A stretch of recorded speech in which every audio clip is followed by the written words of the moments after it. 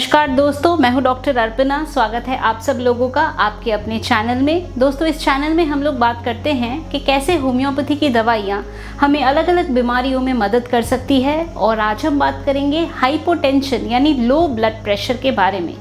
तो अब आप सब लोगों ने सुना होगा कि ब्लड प्रेशर या हाई ब्लड प्रेशर ये एक बीमारी है। तो आपको क्या मालूम है कि अगर बीपी आपका लो रहता है, हाइपोटेंशन होता है या लो ब्लड प्रेशर होता है, तो ये भी एक समस्या और ये भी एक बीमारी का कारण हो सकता है और इसके वजह से कन्फ्यूजन, शॉक, इस तरह की परिस्थितियों का भी सामना करना पड़ सकता है। तो चलिए जानते हैं लो बीपी कब होता है, क्या इसके कारण होते हैं और होम्योपैथी की कौन सी दवाइयाँ हैं जो लो ब्लड प्रेशर या हाइपोटेंशन या लो बीपी में मददगार साबित हो सकती है। दोस्तों, अगर आप लोग मेरे चैनल में नए हैं तो वीडियो को देखने से पहले चैनल को सब्सक्राइब करके बेल बटन को अवश्य प्रेस कर दें ताकि आप कोई भी इंफॉर्मेशन होम्योपैथी के बारे में मिस नहीं करें। तो चलिए शुरू करते हैं आज का टॉपिक, हाइपोटेंशन यानी कि लो ब्लड प्रेशर और होम्योपैथी।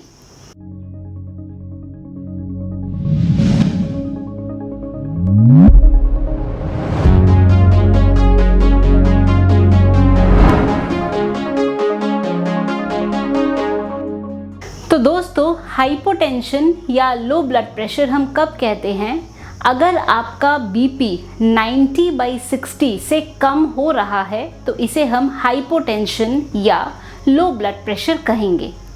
अब लो ब्लड प्रेशर के कारण क्या होते हैं?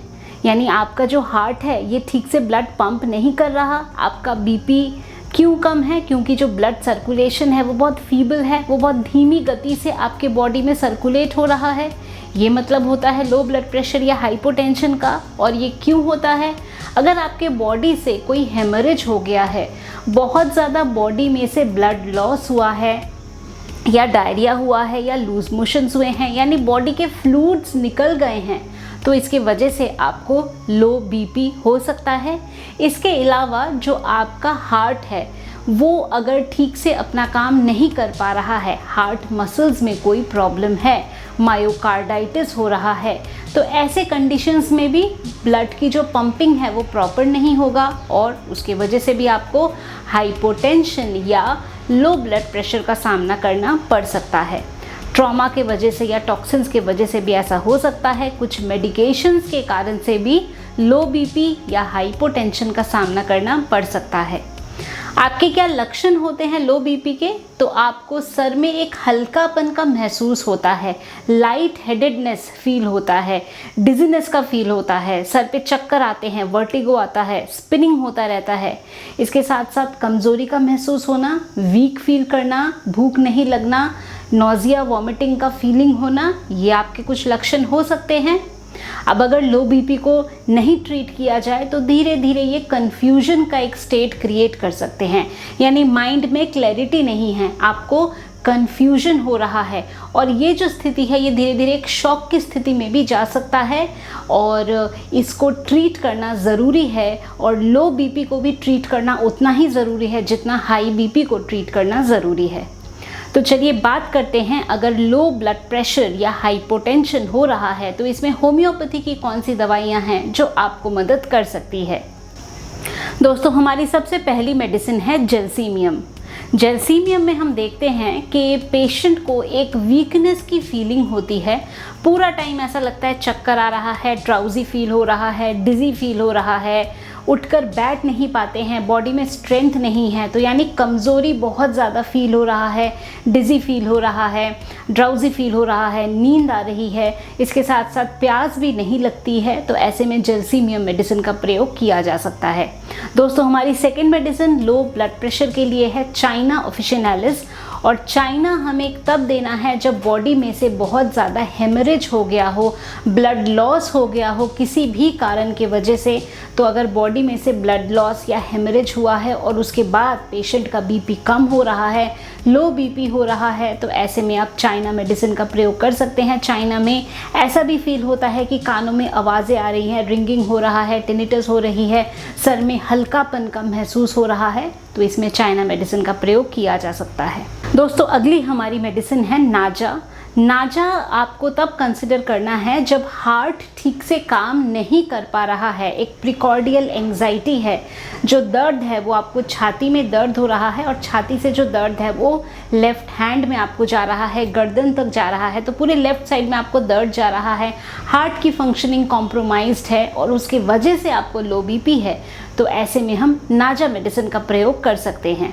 दोस्तों अगली हमारी मेडिसिन है विस्कम एल्बम। विस्कम एल्बम भी अगर हार्ट रिलेटेड कंप्लेन के वजह से लो बीपी हो रहा हो, वैल्वुलर इनसफिशिएंसी हो रहा हो, हार्ट के जो वैल्व्स हैं वो ठीक से काम नहीं कर रहे हैं, या कोई हाइपरट्रोफी है, इसके साथ ऐसा लगता है कि छाती में कुछ वजन है, एक वेट का फीलिंग हो रहा है चेस्ट में, तो ऐसे में विस्कम एल्बम मेडिसिन का प्रयोग किया जा सकता है अगर हाइपरट्रोफी है या वैल्वुलर इनसफिशिएंसी है और इसके वजह से हार्ट ब्लड ठीक से पंप ही नहीं कर पा रहा और पेशेंट का जो बीपी है वो कम है।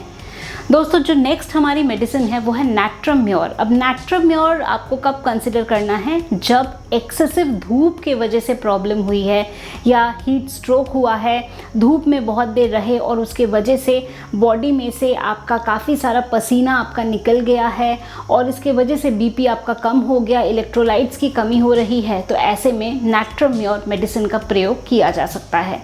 दोस्तों अगली हमारी मेडिसिन है बेराइटाम्योर।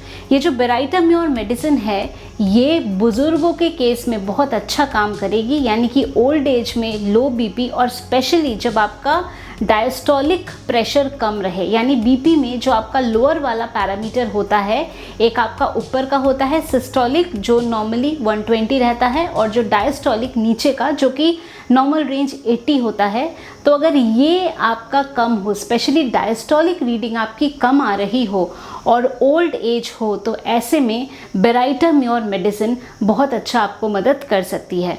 तो दोस्तों ये थी हमारी होम्योपैथी की कुछ दवाइयाँ जो कि लो बीपी या हाइपोटेंशन में आपको मदद कर सकती है।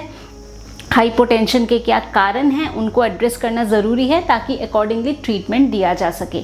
दोस्तों मैं उम्मीद करती हूँ कि अभी जो इन्फॉर्मेशन मैंने आप लोगों के साथ शेयर किया लो बीपी या हाइपोटेंशन के बारे में, आपने इसको पसंद किया है तो वीडियो को लाइक करना, शेयर करना, कमेंट करना, चैनल को सब्सक्राइब करना बिल्कुल भी नहीं भूलें। अगर आप चाहते हैं मेरे से अपॉइंटमेंट बुक करना तो आपको क्या करना है, आप मेरे वेबसाइट drarpana.com पे जा सकते हैं, वहाँ पे आप अपना अपॉइंटमेंट बुक कर सकते हैं। आप मेरे ऑफिस के नंबर पे व्हाट्सएप के माध्यम से मैसेज भेज सकते हैं, नंबर आप लोगों को दिया हुआ है और आप लोगों को अपॉइंटमेंट बुक करने की सारी डिटेल्स मिल जाएगी। ऐप के माध्यम से डायरेक्टली फ़ोन पे भी बात कर सकते हैं, सारी डिटेल्स ऑलरेडी आपको दी गई है। तो दोस्तों आज के लिए बस इतना ही। खुश रहिए, मुस्कुराते रहिए, स्वस्थ रहिए। Thanks for watching.